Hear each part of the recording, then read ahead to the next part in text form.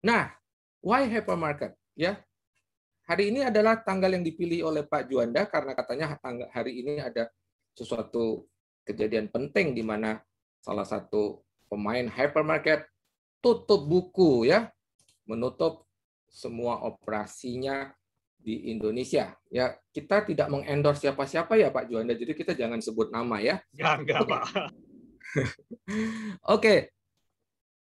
Ada suatu quote dari Confucius ya. A seed grows with no sound, but a tree falls with huge noise. Ya, ketika bibit itu tumbuh, nggak ada bunyinya ya, tiba-tiba jadi pohon besar. Tapi ketika pohon besar jatuh, heboh ya. Pohon besar jatuh pasti menimbulkan kebisingan ya. Itu yang terjadi kan, kita bising dengan beberapa pemain besar tutup ya, baik skala department stores, skala hypermarket, belum lagi yang lain-lain ya, yang juga berbagai format. Sebenarnya yang terkena atau yang kemudian tutup, kemudian dikatakan tidak mampu bersaing, bukan hanya skala hypermarket kan sebenarnya ya. Lanjut, destruction has noise, but creation is quiet. Nah, ini ada filosofi ya. This is power of silence ya. Kadang-kadang kita lihat bisnis yang diam-diam saja tetapi telah menjelma menjadi raksasa, menjadi sangat besar ya. Sementara raksasa yang besar, pohon yang besar ketika dia tumbang menimbulkan noises ya, jadi kehebohan dan menjadi viral ya. Bukankah begitu? Itu yang sedang kita rasakan hari ini. Baik, tadi saya katakan saya penulis buku ya. Nah ini ada buku yang memang saya tulis. Sebenarnya ini adalah ketika saya sudah meninggalkan hypermarket business. Ya, what I learned from hypermarket business. Rahasia sukses hypermarket yang bisa diterapkan untuk bisnis retail Anda. Nah di sebelahnya itu apa itu? Di sebelahnya itu adalah buku saya yang sudah diterjemahkan ke dalam bahasa tetangga kita ya, yaitu Malaysia. Ya, apa yang saya belajar dari perniagaan hypermarket.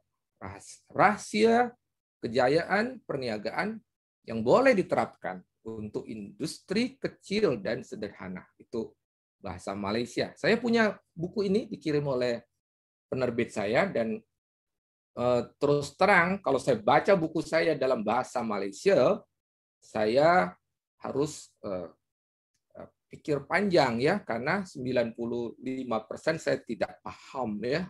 Meskipun berbahasa Melayu, saya tidak bisa membaca buku saya sendiri yang diterjemahkan ke dalam bahasa Malaysia. Jadi kalau saya ingin hiburan, saya buka buku ini dan saya akan tertawa terpingkal-pingkal karena saya benar-benar lost in translation ya. Saya tidak tahu itu mereka sedang bicara apa. Contekannya adalah buku yang sebelahnya. Buku berbahasa Indonesia. Buku ini ngomong-ngomong sudah sulit dicari, tapi kalau Bapak Ibu nekat cari di online shop. Tetapi jangan kaget harganya mendekati harga barang koleksi ya. Jangan kaget kalau harganya 750.000, ada yang pasang harga terakhir saya lihat ada yang 1,5 juta. Ngomong-ngomong saya masih memborong buku-buku saya sendiri ya. Jadi kalau ada buku saya nganggur di online shop saya sikat sendiri. Kenapa? Ya karena penerbitnya sudah tidak mau menerbitkan lagi kecuali saya revisi.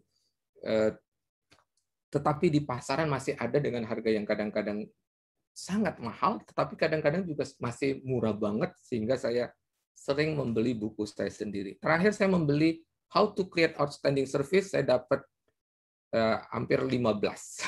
Lupa saya, sekitar itu kira-kira. Baik, ini buku yang saya tulis terkait hypermarket bisnis, dan di dalam buku tersebut saya ingin bagikan malam ini. Ya, ini saya dengar langsung dari orang Carrefour waktu itu ya. Hypermarket simple business concept. Saya pikir, wah ini pasti sesuatu yang bagus banget ya. Pada saat itu, saya sangat menginginkan sebagai orang yang pionir ya, berkarya di awal-awal kehadiran hypermarket tersebut. Saya ingin sekali belajar apa sih rahasia sukses mereka. Ternyata setelah saya dengar, konsep bisnis mereka yang sederhana itu cuma 4 ini. 1, one stop shopping. Apa hebatnya ya? Biasa aja. Saya sudah dengar ini jauh sebelum hypermarket masuk. Jadi mereka mengatakan tempat kita harus menjadi one stop shopping. Orang masuk toko kita, apapun mereka bisa dapatkan. Kedua, nah ini yang tidak umum kan, free parking. Seberapa penting sih free parking? Ya awalnya saya juga tidak kagum. Tapi harus diakui bahwa hypermarket pertama yang beroperasi di Indonesia, Carrefour, itu baik kontinen juga begitu, sangat memperjuangkan free parking. Sangat memperjuangkan free parking. Sederhana sekali. Kalau Anda parkir tidak buru-buru, tidak perlu lihat jam, sudah waktunya. Ya. Padahal kalau kita pikir-pikir, berapa sih harga parkir ya? Zaman ketika saya membahas ini, ketika saya menulis ini, parkiran itu baru 1.500, baru 2.000. Ya. Tetapi apakah itu penting? Ternyata bagi pelanggan, free parking itu sebuah kemewahan. Ya, khususnya jika si hypermarket berada di sebuah mall. Mereka bisa belanja, sekaligus mereka bisa jalan-jalan tanpa pusing dengan parkir mereka. Paling tidak, kalau si hypermarketnya ada di dalam mall, mereka rela mensubsidi. Ya, contoh nih, saya belanja di hypermarket,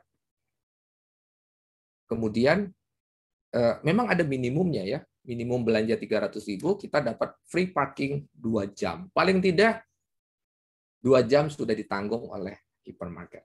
Penting nggak? Silahkan artikan sendiri, penting tidak pentingnya. Tetapi itu konsep mereka. Ya, kalau kita bilang tidak canggih ya, apapun kata kita, begitulah mereka beroperasi. Apalagi yang mereka punya lapangan tempat sendiri ya, seperti Carrefour yang di Lebak Bulus itu mereka punya lapangan milik sendiri, besar sekali, kita bisa main bola di situ. Mereka ada underground juga, bawah basement, maksudnya kalau Anda tidak mau panas, Anda pergi ke sana, bisa parkir dengan nyaman di situ, dan itu free. Seharian pun Anda di situ free. Ya. Kemudian mereka kan juga punya, sebagai hypermarket, mereka punya bisnis fresh product. Mereka menjanjikan freshness and quality. Ini tidak main-main loh ya. Ketika di awal-awal itu saya masih ingat kita punya puluhan tenaga asing yang bekerja di Indonesia.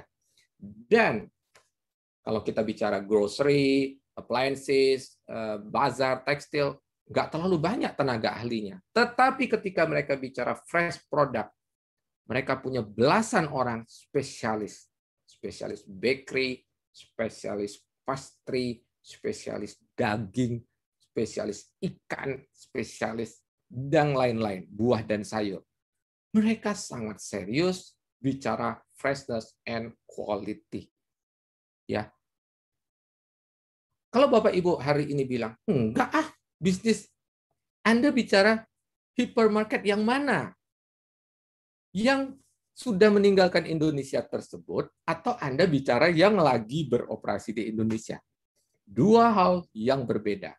Saya generasi hypermarket ori, ya, bukan yang KW. Ori. Saya memastikan mereka sangat menjaga freshness and quality. Bahkan untuk urusan bikin bakery keluaran hypermarket Carrefour itu boleh diadu dengan bakery produksi toko yang spesialis bikin bakery, spesialis bikin katakan roti Prancis. Ya, saya punya tante yang amat sangat tahu kualitas roti. Ya, dia kalau belanja itu belanjanya bukan di sembarang tempat. Ya, salah satunya di Vineyard. Vineyard sekarang mungkin Anda sulit temui ya. Dan tante saya berani mengkonfirm bahwa kualitas bakery Carrefour itu tidak kalah dengan kualitas roti Prancis bikinan Vinette. Nah, itu untuk membuktikan bahwa mereka tidak main-main ketika bicara freshness and quality. Ya, lagi-lagi saya ingatkan kita sedang bicara Carrefour awal, konsep hypermarket awal ketika mereka masuk ke Indonesia. Yang terakhir, baru mereka bilang price, harga. Mereka harus dikenali sebagai retail yang memberikan harga terbaik. Ya, apakah betul mereka termurah di segala bidang? Mestinya sih tidak ya, mana bisa kita murah di segala bidang. Tetapi mereka berhasil menciptakan persepsi murah. Ya, ada caranya, ya, ada caranya. Banyak sekali yang saya ajarkan ya. Untuk menciptakan persepsi murah, satu, mereka rajin melakukan yang namanya apa? Everyday low price ya. Jika Anda masuk ke toko, Anda pasti menemukan sekian banyak barang sedang promosi. Setiap hari pasti ada barang yang sedang promosi. Everyday low price. Ada saja yang sedang low price. Ya. Yang kedua apa? Mereka rajin memastikan barang-barang mereka, khususnya barang-barang yang amat sangat sensitif, penting, menguasai hajat hidup orang banyak, harus murah. Harus murah. Ya, dan kita bekerja keras untuk memastikan pelanggan mendapatkan the best price di toko kita. Ya. Ini konsep bisnis sederhana mereka yang saya sendiri mengatakan, oke, ini benar, tapi di mana canggihnya? Enggak canggih-canggih banget, ya. Silakan subscribe, like, and share jika Anda memandang materi ini bermanfaat. Sampai kita berjumpa lagi. Salam, grow and prosper.